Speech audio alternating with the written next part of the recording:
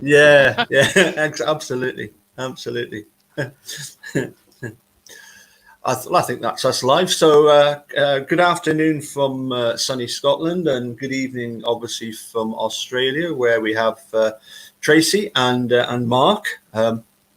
Apparently, one of us is most likely to throw each other's towels into the swimming pool. I'll let you try and figure out who that might be, but doesn't deny that fact. Anyway. Nothing gets past you, Paul. Absolutely. I've got a list here. So anyway, yes, as I say, welcome, Tracy. Welcome, Mark. Thank you. Thank you very much. What's the weather like over there in Melbourne and Sydney, or near Sydney? Well, I wouldn't know actually, because we're not allowed to leave the house. Right. And when I do leave the house, I'm wearing a mask with fogged up glasses, so I don't see much at all. Yeah, we've decided to excise Victoria from Australia. Yes. There's too many bugs down there, so. I have to say we do feel a little ostracised at the moment. Yeah. I must admit, I've been watching a lot of the Aussie rules football, and I noticed the other day it was absolutely chucking it down. It looked just like Scotland in one of the games, and I have a funny feeling I recently watched the Gold Coast Suns playing, so that was good to actually finally get to see them live on TV. Mm-hmm. The only other time I've seen them was getting hammered by St Kilda by a point at the Marvel Stadium. Anyway, sorry, we're digressing. Let's get on with what I want. No, Paul. No, we're not digressing. You're digressing. Yeah. So, Tracy, I believe that you've got I don't believe, I know that you have a really good podcast series about wrongful convictions, particularly of, well, in fact, no, it's not a series of wrongful convictions like the Steve Drizzen and Laura Nyrider one. It's one specifically dealing with Brendan. Have I got that right? 100%. It's 100% focused on Brendan. Yes. How did that begin, and who have you had on of interest for us to go and check out? Because I mean, I know of quite a few of the guests that you've had on, but I'd rather you introduce them and tell us a bit about the podcast in general and your guests.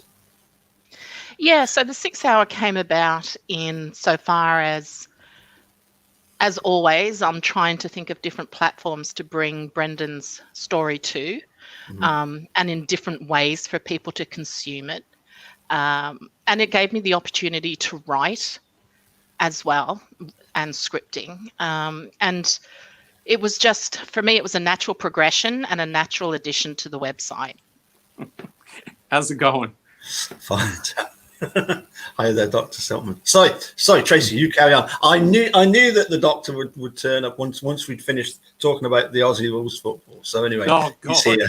No, talking about Aussie rules. We've already done that bit. Oh, thank God. Sorry, Tracy. Yes. Yeah. So, so getting back to the 6 Hour, it's a 7-part series. I'm going to be doing a second season, but I'm not telling anybody what that's about. Not even us. We won't tell anybody. No. Okay. Because I like to keep things close to my chest.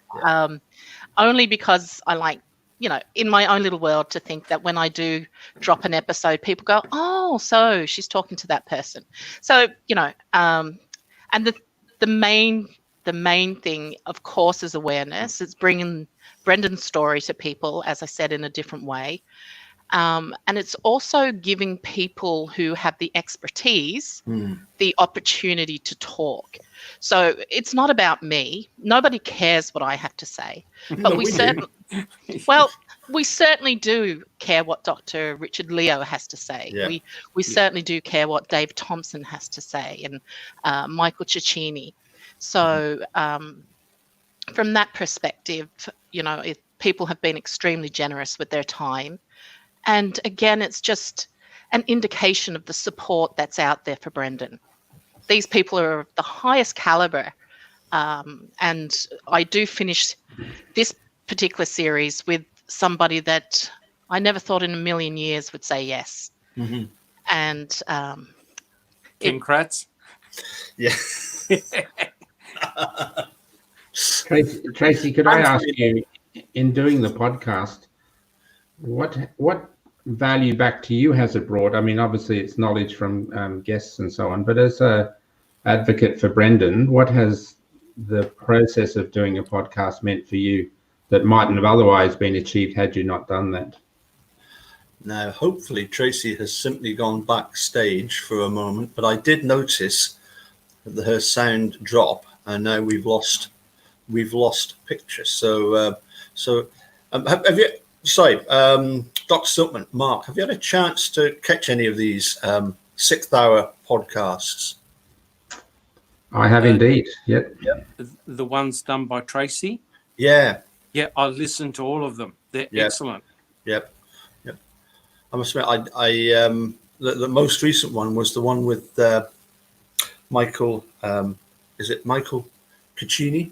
Oh, here comes Something Tracy. like that. Yes. Here comes Tracy. So, Mark, if I can get you to re-ask your question. can you hear me, guys? Yeah. Yes. Yeah, that was very odd. Sorry about that. I don't know what happened. I think you probably just went backstage for a moment, did you? I didn't mean to. No. But I have no intention of that. No, I just wondered if you'd had a chance to hear what Mark was asking, or whether you wanted to repeat what he was asking. If you could, would be great. Yeah. No problem. So, Tracy, what I was asking was, I was interested to know what, in conducting a podcast and in your advocacy work for Brendan, what have you learnt about the environment of advocacy that's come from the podcast beyond the knowledge transfer from your guests that you wouldn't have otherwise got had you not actually had a podcast? Most definitely touching on that knowledge transfer. I do feel so much more informed by speaking to these individuals, and also through the research that I've had to do to be able to present the questions that I want the answers to. But outside of that, it's just getting a sense of the tangible support that is available to Brendan. Mm-hmm. And because you're doing a production and you have to edit it, and it has to have production values that make sense for the listener. I mean, having to edit down conversation to the core issues must be an interesting exercise as well, to make sure the main themes that you want to pass across are done so without, making it too long. So. Yeah, and that's always a concern for somebody like me, excuse me, as a writer and somebody who is prone to spurious amounts of prose that don't end.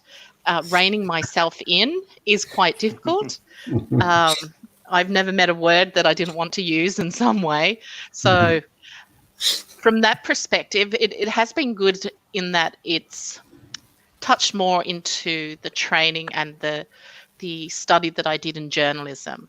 So instead of it being a purely creative exploit, it's been, it's touched into, it's lent into the journalistic side of me, so to speak. So, but the main thing about this is that none of it is about me. I decided to do it. It's been an incredible learning curve because I had no idea about editing suites. I looked up microphones online. I looked up, I can't tell you how much I paid for my boom arm. It's just ridiculous. But I wasn't doing it unless I had the very best of stuff. And that's all there was to it. But so I had no idea what I was doing, but that's never stopped me from doing anything. And I always believe I can do anything I want. So I started it. The first podcast, I'm not going to lie, took me 3 weeks because I was learning the software at the same time. Sure. But yeah, no, it's certainly been an interesting creative endeavor, but more than anything else, it's giving people who know what they're talking about a voice that I can share with other people Sure. by having those discussions. Lovely. So tomorrow you've got number 7, is that right? No, tomorrow's number 5. No, so I can tell 5. you're listening.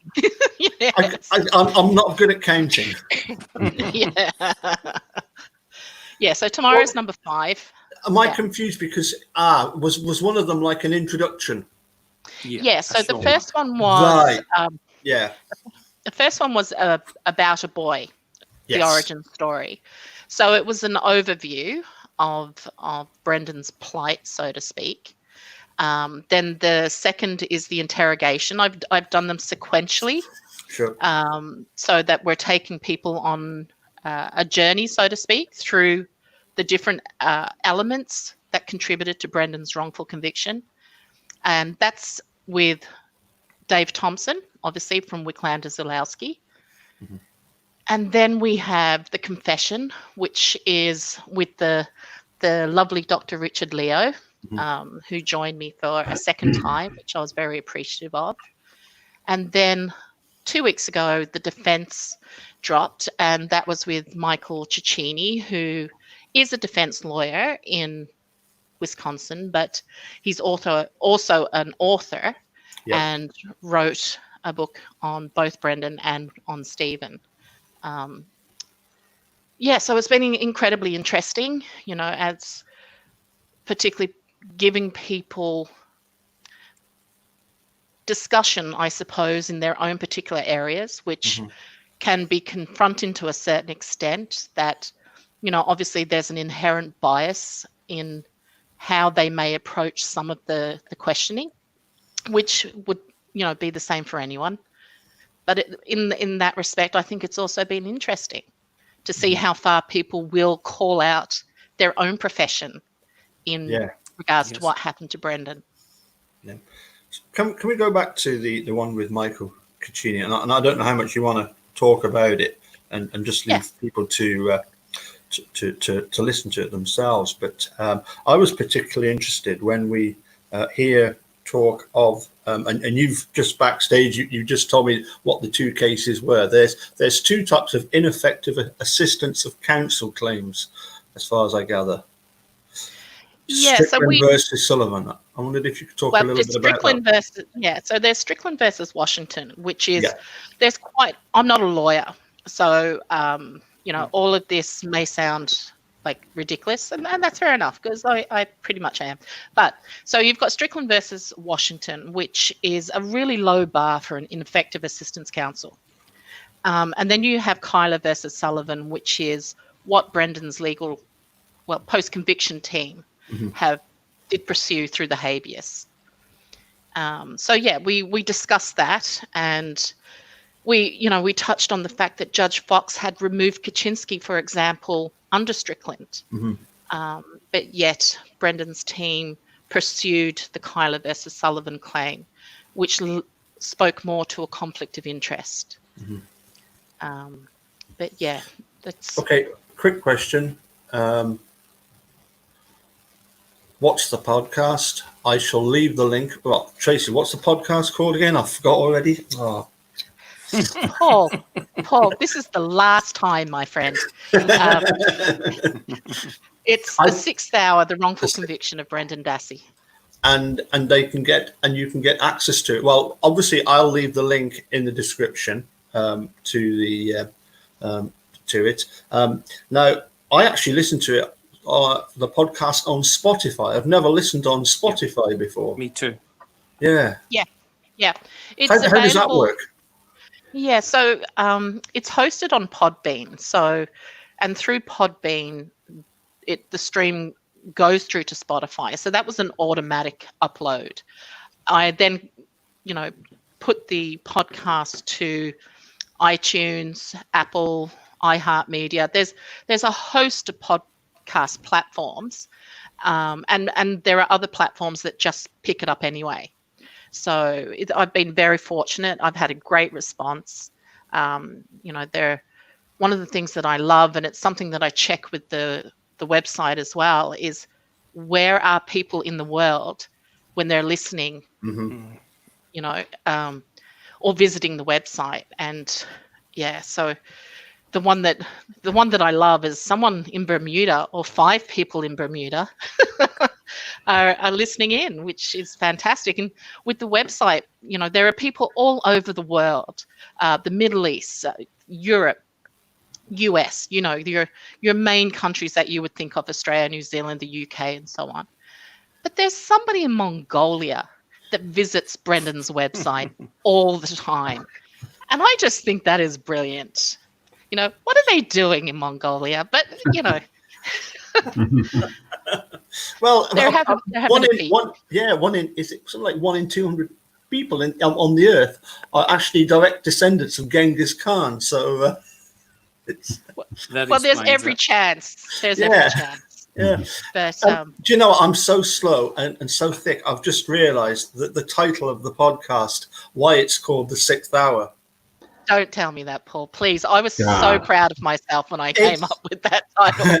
It's because Brendan asks, how much longer is this going to take? Because I need to be back at 1:30. Yeah. Okay. I'm not always the sharpest tool in the shed at times. It just seemed to me to be a pivotal moment. And when I was thinking about what would I call a podcast if I wrote a podcast, and it just stuck with me. It was like Sixth Hour. Nothing else really came to me. Sixth Hour.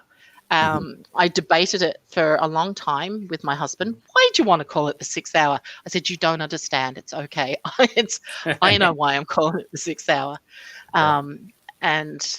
So I thought it was a pivotal moment. I thought it was really important that Brendan asked to go back to class the Sixth Hour. Excellent. I'm going to kill 2 birds with 1 stone by asking Dr. Silkman to explain the first part of the question, and then for Tracy to carry on with the next part. So the first part of the question, well, the question from Shane here is, I wonder if Brendan knows all the new information found by KZ. I wonder, Dr. Silkman, could you run through what you feel is the main information that KZ has discovered that really, I suppose the question, Tracy, isn't does Brendan know all of the new information? It's whether Steve and Laura know about all this new information. But well, I would dare say that both Laura and Stephen would have some idea and an appreciation of what Kathleen Zellner's experts have found in terms of their new research, because the fact that Kathleen Zellner employed many different professionals. But having said that, I think the way Laura and Steve have approached this, they've kept it very separate. And that's both good and bad, in my opinion, because I think now, with all the new filings done by Kathleen Zellner and all the findings done by her experts, they're going to be powerful weapons if Kathleen Zellner can actually get her day in court. Because remember this, it's very simple. One way to prove Brendan Dassey as being completely innocent is to prove that no crime ever took place in the first place. Right? And when you come to think about it, you cannot separate both men, right? Stephen and Brendan are intimately linked. So if Kathleen Zellner can present a very strong case with all the newly discovered evidence, that's really going to weaken the position of the state. And I believe it will have potentially a domino effect. So what are the important findings that Kathleen Zellner has found? Well, her experts have shown, A, that it's very easy to reproduce the crime scene in the Toyota RAV4. It's actually very easy to plant that blood. You could do it within 2 or 3 minutes. It's very easy to do. Plus, the important thing is, to me, item FL is a dud, right? That was the big draw card for the state, and Ken Kratz called it the game changer. Right? And of course, that links Brendan in, because we get said who shot her in the head, right? And so that eventually led to item FL. So if you can show all these powerful pieces of forensic evidence and weaken the case of the state, that I believe is going to have a positive and domino effect on Brendan, right? Because we all know, guys, the problem with Brendan, when I first watched MAM, I thought, okay, let's have a look at all the forensic evidence against him. There's none, right? Yeah. There's none. Absolutely. So I believe that I'm sure Laura Nyright and Stephen Drizzen are fully aware of what Kathleen Zellner has done. Now, I'm not sure whether they've actually told Brendan about these things. I believe that Laura and Stephen are interested in getting Brendan released. Yeah. I think that goes without saying. Yes. You know, they've been advocates for Brendan now since 2007. Yes. And whether or not Brendan knows what's going on with Kathleen Zellner, I can only surmise. I would know perhaps that there would be people that would tell Brendan anything and everything. Personally, it's not something that I would. It's not my business to be telling Brendan anything to do with the case in that respect. And I would imagine that his team keep him abreast of what would be appropriate for Brendan, or, you know, would have some sort of effect on Brendan's case. But you would have to imagine, and I only imagine, it's certainly not anything I would know, that Brendan's team would be closely watching what's happening with Stephen's case. You know, Brendan can always file back in state court for post-conviction relief. So, you know, on newly discovered evidence or even Miranda arguments. So I'm sure that they're closely watching what's going on. And why wouldn't they, you know? Why wouldn't they? Yes. Yeah. Yeah. I mean, if I could just make a quick comment. Yeah, sure, yeah. When in the en banc presentation, I think, now I know a lot of people are going to get upset with this, but I think a potential weakness in Laura's argument, especially in front of the full panel, was I don't think she really understood all the forensics and all the evidence. And if you look at MAM 2, Kathleen Zellner even said that it was very important to present a story, a scenario. Not criticizing Laura, because she did a fantastic job and in actual fact won the first time round. But I think a lot of those en banc judges asked some really ridiculous questions, and maybe that caused a bit of doubt in their mind. It's a tricky one. It is a tricky one. And I don't mean to jump in, but I do. I think I think the en banc majority had already made their mind up. I don't think that they went into the orals with open minds at all, and I think that's evident by the types of questions that they asked, and there's no doubt that it was led by Hamilton's dissent in the first round. Correct. You know, let's not forget that 3 of the dissenting judges were instrumental in, you know, the stay on Brendan being released on bond. Correct. So, yeah. And in effect, Tracy, that's exactly what Brad Schimmel was after. So Brad Schimmel knew that if he pushed it, it likely was going to go in his favor, because all he needed was just one judge to go to the other side, and they did. And it's a shame that we lost, I think it was Judge, is it Posner? Yeah. One judge. Flom was another one that didn't take just part. a couple, like a few weeks before, and I know that I've heard Professor Drizzen talk about the fact that if he had still been on the panel and we got a 4-4, Brendan's the conviction would have, well, the habeas decision would have stood. You know, it would have been overturned. So, you know, it's very, very difficult. But one of the things that when I have spoken to people on the 6th hour, when I ask people what has stayed with you in regards to Brendan's case, what can you not get rid of? And for everybody, it's been the decision by the en banc. Mm-hmm. You know, it's tested people's belief in the legal system that they've been part of for 40 years. You know, in the Yes. absolute disbelief in them doing everything possible to overturn Brendan's habeas decision. I think, Tracy, the powerful words of the dissenting judges at the en banc, they were very, very powerful words. And what that means to me is not just their conviction to Brendan's innocence, but why would 7 people be at such polar opposites? Yeah. It's not marginally different, it's polar opposites. And that says to me that something is not right. Something not judicious occurred in this decision. And I agree. Yeah. I mean, it was a split circuit. And when you look at the reasons that the Supreme Court takes cases, one of them is a split circuit court decision. And we had that. It was a definitive split.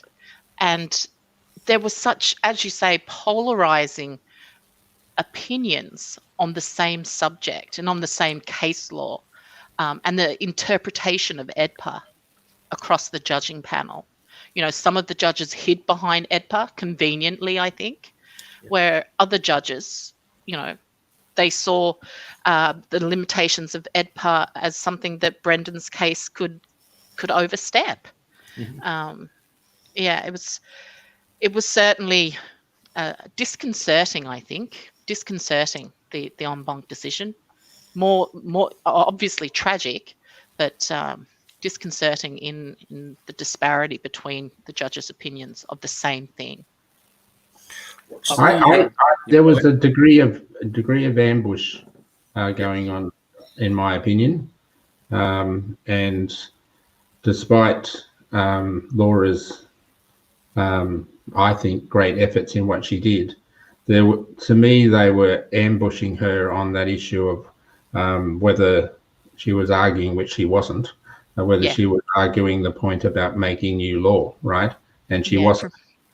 But they had that lined up like a ball coming down the bowling alley, right? It was on its way.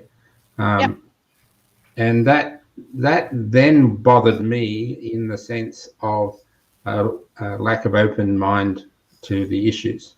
You know, that's I found that quite disconcerting that they had that ambush mentality going on. Yeah, for sure. I think it was the done deal as soon as the en banc was granted that they were going to rehear. I think it was a done deal. You know, and when they lost Posner, that was it. Yeah. What's the situation though? Yeah. What was the situation with regard to, because Steven Avery is obviously still locked up, so he's still legally considered guilty, that Steven and Laura cannot say anything to contradict that? Well, he's not their client. Again, I don't come from a legal background, so this would just be my own opinions, throwing them out there. Somewhere. But you know, these were tried separately. These two, Brendan and Steven, were tried separately. Different methods of the crime being carried out, different crime scenes. It's ludicrous. It's absolutely ludicrous. You know, we've got one that's forensic heavy. Then we have one that's based entirely on a clearly contaminated and coerced and false confession with no corroborative evidence. And we have, you know, a life sentence without parole and a life sentence. Mm-hmm. It's, extreme sentencing. And there was so much reasonable doubt. And everything is questionable, let's be honest. Yeah, absolutely. I mean, I made a whole list of questions that I was gonna follow through on. Just wondering which one to actually look at next, and probably, most of us are well aware of the sort of background of all of this that's happened so far. What have you heard of anything coming from the fact that Kratz wrote to Fallon just before the initial Seventh Circuit hearing, suggesting an adjustment of Brendan's sentence? Because I haven't heard any more about that at all. I don't know if has anybody else heard anything about it. But I just wondered, Tracy, what's your thoughts on what on earth was Kratz doing in that case anyway?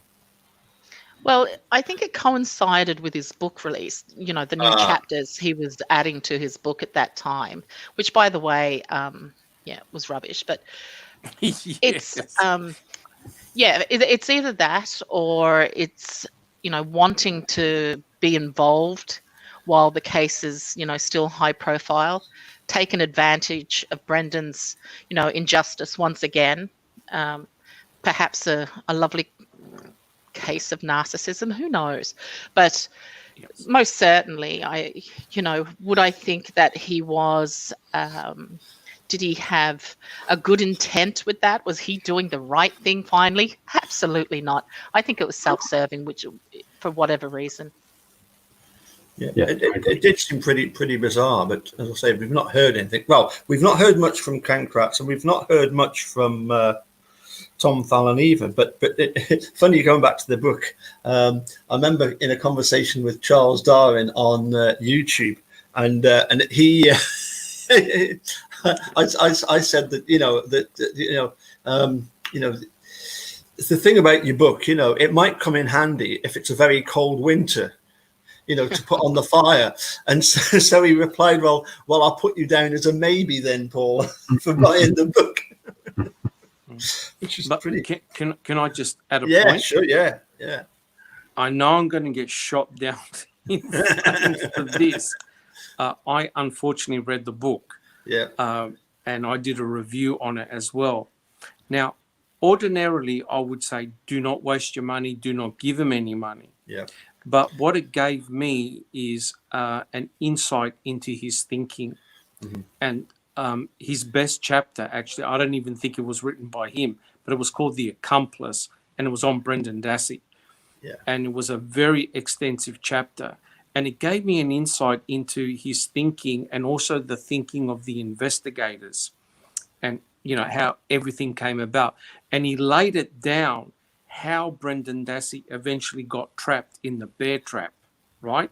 All the events that took place, because initially no one had ever even considered Brendan Dassey, right? So that particular chapter was very interesting.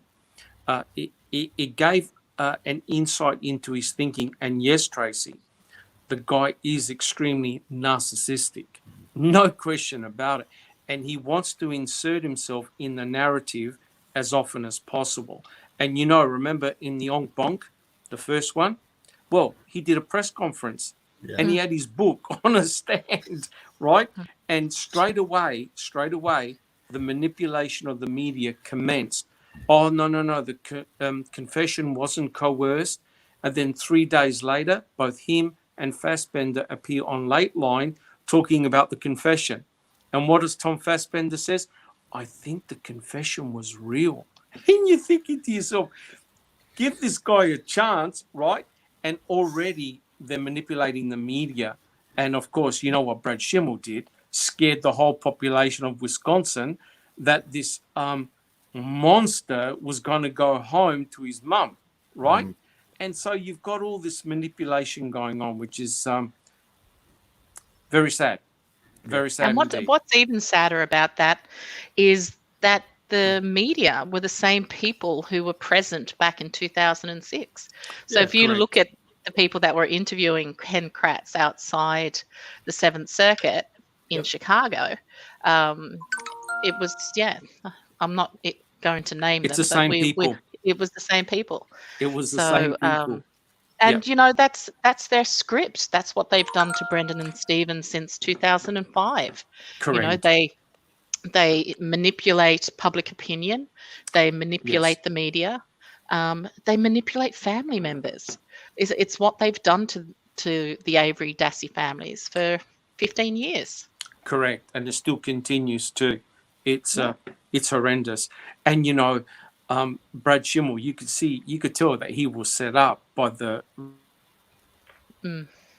It's interesting actually because. Said, what did you think about the comment about the judge who said making your skin crawl? And you're thinking, and here is Brad Schimmel going, "Oh yeah, the only thing that makes my skin crawl is what Brendan Dassey did to Teresa Halbach." And you're thinking, what the hell? Yeah. Yes. It was not good.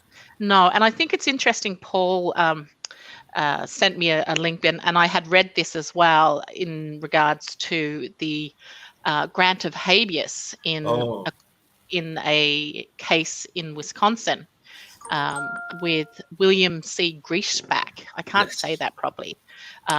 Who upheld a habeas petition, and the state have decided not to contest it. And it was a violation of Miranda rights of a 16-year-old homicide suspect in 2008.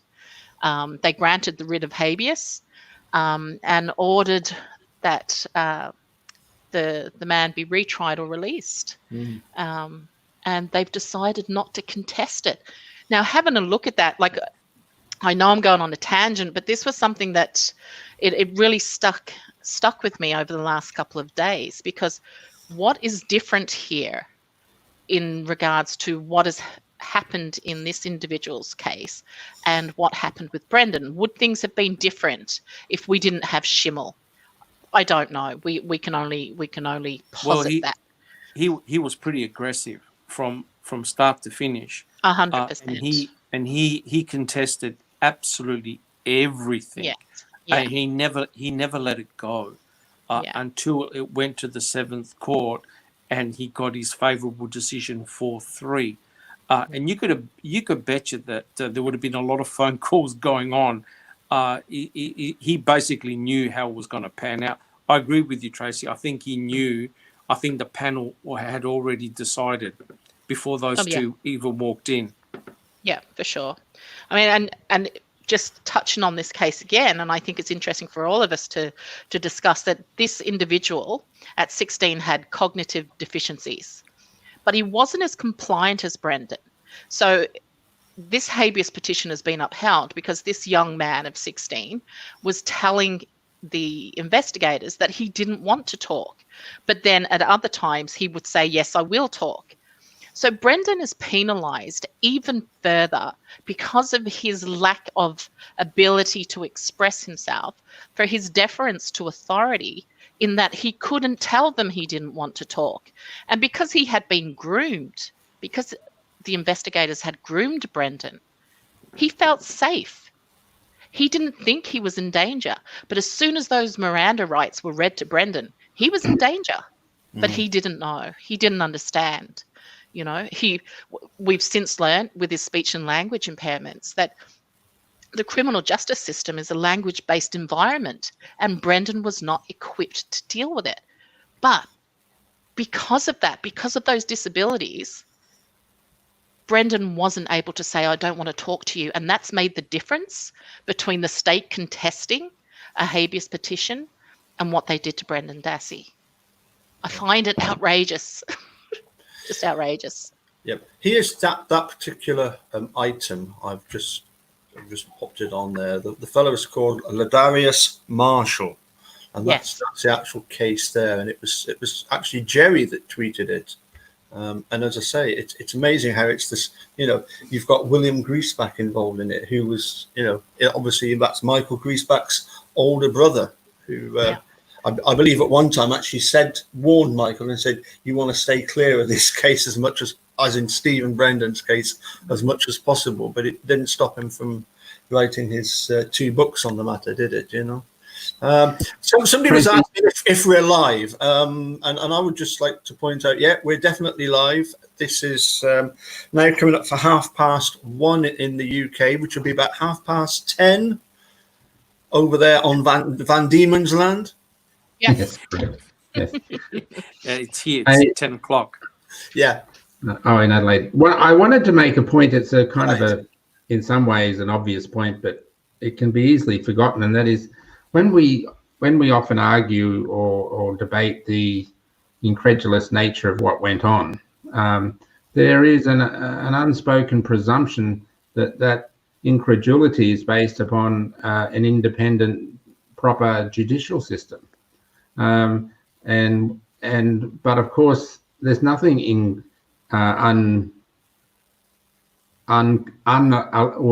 nothing there that should alarm us when you know there was ill intent. That's what I'm saying. So the things that went on with Brendan, for example, were based upon ill intent. They weren't based upon a lack of competency or a lack of process. It was just they wanted to get Steven Avery, and they would do anything they could. Didn't matter whether it was lawful or not. And the things that we often discuss about Brendan's interviews and all those sorts of things are things that occurred in the environment of ill intent. Which brings me very nicely to I've done the sort of pulp fiction version, because what was going to be my first question we can finish off with this one, and I'd really like all of your opinions on this one. I'd put Brendan Dassey, political prisoner, comments please. Oh God, how many hours have you got? Well, I was thinking, of course, that we're at the process now where Steve and Laura are trying to bid for clemency from the governor, which seems to me to be, released Brendan on a sort of almost like on political grounds. It seems it seems to me that by asking the governor to to grant clemency, it's like we've tried through the courts. The courts are corrupt as hell. You need to look at this case, because the Steven Avery case is going to blow up in your faces. Pay attention. Brendan's being held as a political prisoner. Do something about it. That's sort of my take on it. But I was really wanting to know what the panel of judges thought. Well, I don't think that they're positioning Brendan as a political prisoner. Right. I think this is a clemency petition that's based on a claim of actual innocence and excessive sentence. So, there's we know that the judicial system is a political system in itself, insofar as, seats are bought and sold. We know that. But the clemency petition, I think, is wholly based on the fact of Brendan's innocence. And clemency is there to give mercy when the courts fail to do their jobs. So it's to correct the decisions of the courts. I recently watched for 3 hours. It was painstaking, a Wisconsin Pardons Advisory Board meeting. And it struck me, first of all, that what we do to each other for a start, and that we make people almost beg for a pardon. But the criteria for pardons is so narrow, so incredibly narrow, that it's safe. And I've had it on good authority that Governor Evers is being very safe with his clemency power at the moment. So one can only hope that he does widen that and actually use clemency in the spirit of how it should be used. How do we get redress for people who are wrongfully convicted with clemency criteria that deals with people who have served their sentences, have been out for at least 5 years? That's not clemency. That's pardoning. But the true spirit and grace and mercy of clemency is going into the prison system, looking at the people that have claims of wrongful conviction, assessing those claims and doing a due diligence, which the governor's office is not doing at this time. Yeah. But I do believe that they will. I have great faith that they will. And we know from history that a lot of governors tend to make those types of decisions when they're leaving office, even. So I only hope that Governor Evers has more balls than that. Excellent. I would just point out that I use the word political prisoner. I would say based mainly on obviously I'm a bit of a Sean Atwood fan, but then one must qualify that by pointing out that Sean Atwood, he regularly speaks with David Icke and George Galloway and those people who do they are. Particularly George Galloway, I don't know if you've heard much of him, but he really does like to lay it to the opposition, doesn't he? He's a bit of a. Have you come across much of him? Not much. No. I've heard of David Icke or Icke. Yeah, Icke. Yeah. But, I think the world is strange enough that I don't need to be delving into people's conspiracy theories. There's enough weirdness going on naturally, I try to steer away from that and keep a singular focus on fact. Yeah.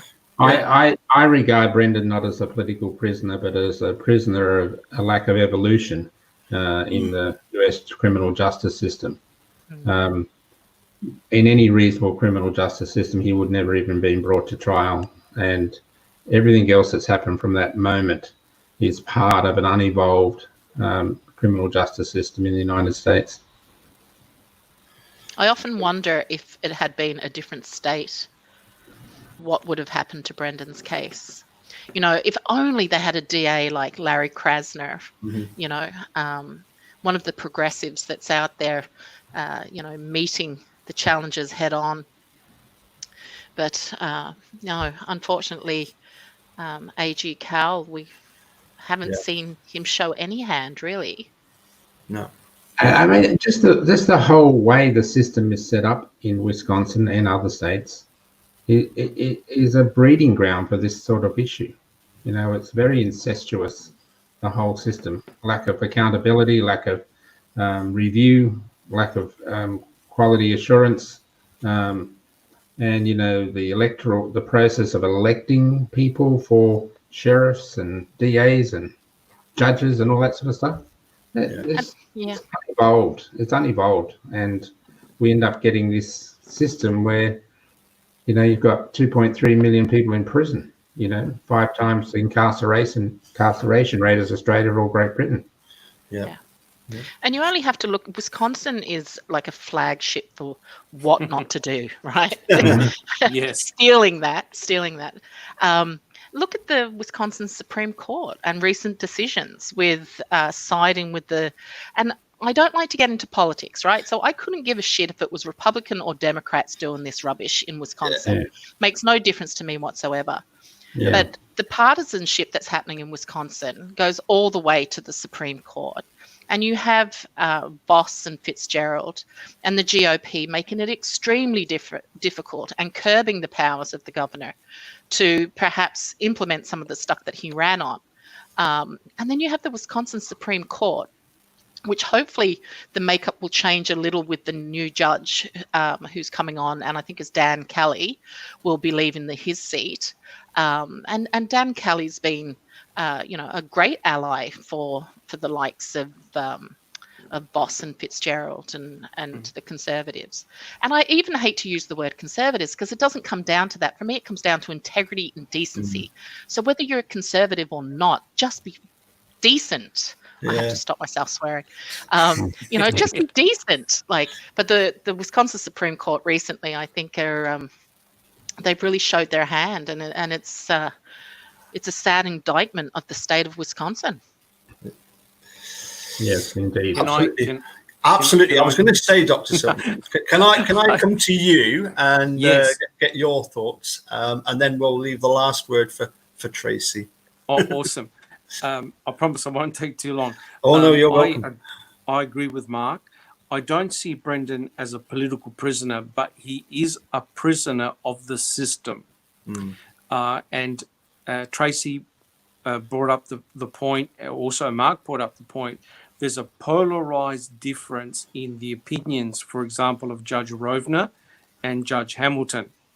and you wonder whether they were actually listening to the same details from Drizzen and the other guy. And because essentially my take-home messages are this: Judge Hamilton did not want to buck the system. That is, he did not want to bring into question or disrepute the Reid technique. Now, you've got Professor Richard Leo, you've got a lot of other people who have analysed every word of the March 1st confession. They've done analysis, they've looked at all the passages, I've read it myself. If you've got common sense, you go away and you go, oh my God, this is garbage. Yet, the state could not let Brendan Dassey go because there's a sting in the tail. It's not just Brendan Dassey at stake here. It's also Steven Avery and the civil lawsuit and all the consequences that will follow. So Judge Hamilton said, okay, if we question the Reid technique, in other words, the way Brendan was questioned by Fassbender and Uyghur, if we question that, if we doubt that, then what are police going to do in the future if they meet a boy or a girl who's got the same mentally challenging conditions as Brendan? And so what Judge Hamilton said was, I saw no problem. The state is not embarrassed. And I'm thinking to myself, wait a minute, you got Judge Rovner saying this is barbaric, this is Stone Age, and to use what Mark said, a lack of evolution, and Judge Hamilton saying, no, I saw nothing wrong. So there, I think, is the crux of the matter. People like Judge Hamilton and the other judges that agreed with him, they are protecting a system, because if they admit fault with that system, it means that individuals like Brendan are going to seep through the cracks and are going to lead to a false confession and are going to serve life in prison or for so many years based on the deficiencies of that Reid technique. And so, in effect, that poor kid is doomed unless the system, someone admits that the system is not perfect and it was an injustice to Brendan. Otherwise, nothing would change. I'd just like to add to that when we're talking about Judge Hamilton and the dissenting judges, that what they failed to do in their totality analysis was look at the totality of who Brendan was. So while they're thinking about the Reid technique and the interrogation techniques, they did not look at who Brendan Dassey was. They did not assess how his disabilities and how those interrogation techniques intersected with Brendan's disabilities. And do you know why? Because they did not know what Brendan's disabilities were. Nobody did. 2006, nobody did. It's not until the under the hood analysis by Professor Michelle Levine and Dr. Sally Miles did Brendan's disabilities become transparent. Yes. Nobody knew what they were. I mean, there's IEPs, they've been there for forever. But, trial counsel, while Edelstein did give it a good little shot, trial counsel just didn't understand, who Brendan Dassey was. Why they didn't he want was to ill-equipped. take it into account. No, that's right. And I think that the dissenting judges, while they talk about the fact that, you just want to, be able to interrogate kids differently, you want to push this through or that through or whatever, by doing that, they hid the fact that they did not look at the totality of who Brendan was. And their analysis on that was totally flawed.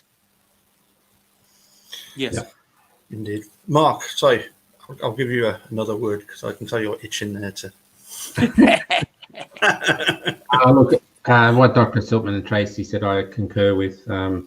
Brendan's circumstances, you only have to look back at circumstances from your own perspective. And if I had Judge Easterbrook or Judge Hamilton or Tom Fassbender or Mark Uyghur in a room and sat down and said, if you had a son of Brendan's circumstances, 16 years old, intellectual deficits and other learning issues, wouldn't you be happy as a parent that he was treated that way by law enforcement and had no responsible person caring for him?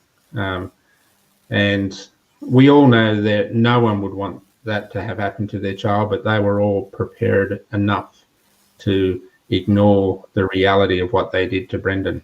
And to me, that's evil behaviour, and I can't explain it in any other way. They were excited. When you look at the interrogation, they were excited. They were disgusting. You know, they absolutely were disgusting. And for Wiegert to go on the stand and say, you know, I didn't know or think there was anything different with Brendan was totally disingenuous.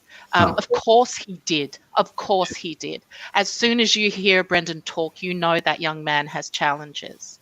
And they're supposed seasoned investigators. They're supposed to, you know, they're human lie detectors. They know what they're doing. They would have assessed who Brendan was. Come on. So Wiegert and Fassbender for me are it was disgusting. They were excited about what they were doing to Brendan. And when you watch the interrogations, and I've said this many times, but when Brendan walks into that interrogation room on March the 1st, he has a little laugh and they have a little laugh with him. And Brendan has no sense of danger because they've groomed him. They've groomed him up to this point, you know, and it took them 6 goes from Crivets, including Crivets, 6 goes to get Brendan to give them the narrative that they wanted. So when you look at that case where the habeas has been granted and the state's not contesting the Marshall case, I think it is. You know, they talk about the fact that the young man was in an interrogation room for 15 hours. Well, Brendan Dassey was in an interrogation room for over 48-hour period 4 times. And it took them that long to bring him to the point of pure contamination. Even on February the 27th, when you listen to it at the high school, at the very start, Wiegert is contaminating that conversation. You know, how judges, powerful judges at a 7th Circuit Court level didn't recognise that is beyond me. And that's scary, I think, for people. I believe we know the minority did recognise it. I believe the majority did recognise it, but didn't want to. That's basically how I see it, because it's like they're staring you in the face. And Tracy, to take you back, if I may, to the title of your podcast, 6th Hour, went after all that was done on March 1st, and Brendan then asked the question, are we going to be very long, because he had an assignment to hand in 6th Hour, right? I mean, what do you say to that as an adult? You've just got this young man to allegedly confess to murder and rape and God knows what else, and his first thought is like, I need to hand in an assignment at school. It's just disgraceful. He sensed no danger. He sensed no danger whatsoever, and that's what they wanted. They lulled him into a false sense of comfort and familiarity, you know. It's something we could talk about for hours and hours when you dissect that interrogation, and the more that I watch it, and it's painful to watch, but it's necessary to watch. Indeed. Because we've got to bear witness to what happened to Brendan. We need to take note of the various elements that are so incredibly wrong that we can bring awareness to them. But yeah, it's a tragedy that unfolded. I mean, seriously, when Brendan turns around, when Wiegert says gun rack, and Brendan turns around and says, how do you spell rack? And Wiegert has to go R-A-C-K. How he did not stop that interrogation, turn the tape off, and walk out the door and give Brendan back to his mother is beyond me. Well, But you know why? Because they needed him. Oh, yeah. Correct. Yes. That's right. Yes. So all our questions about behaviour are all based upon the presumption of well-intentioned officers, or when you don't have that. There's your explanation. Yes. Yeah. So. Well, guys, that's been absolutely fantastic. I can't thank you enough for joining me. We'll forgive Tracy for throwing all our beach towels into the swimming pool. I'd do it again. Yeah, I know. Well, that's what I was going to ask, if you would do it again sometime for us. So if I can ever get out of Victoria, I'll do it. I promise. Oh no, we're trying to stop the Victorians coming to South Australia. Yeah. Oh, listen, I wouldn't be surprised if I woke up and somebody had chiseled Victoria away from the rest of Australia, and we're just floating into the Bass Strait. You know? Yes, or they build a wall. But hey, do you know what? I wouldn't mind. I love Melbourne. So you guys keep your sunshine and your higher sense of self, because you're not being ravaged by COVID. Oh, yeah. Look after my son down there, Tracy. He's down there too. Yep. So, yeah, he's up at Albert Park. Is that right, Mark? Yeah, that's correct. Yeah. Okay, well, Mark, Dr. Silkman, Tracy, thank you all very much, as I say, for joining me. Hopefully we'll do this again soon when we've got a bit more news. Obviously, at the moment now, we're just waiting for the Court of Appeals to decide on Steve's latest response. Who knows how long that's going to take, but hopefully they won't procrastinate over it too long. And in the meantime, let's make the news. Yeah. Let's make the news for the lads, huh? Absolutely, yeah. I will, as I say, I will post the link to the Sixth Sense podcast. The sixth hour. Sixth hour. God. Oh dear, this lockdown is affected me terribly. Do you know what? I've even been out doing gardening. Oh no. Oh no. Oh yeah, it's that bad. That's bad. We need security. We need security on these podcasts. We need a fact checker down the bottom, like a little a little clock when Paul is misspeaking.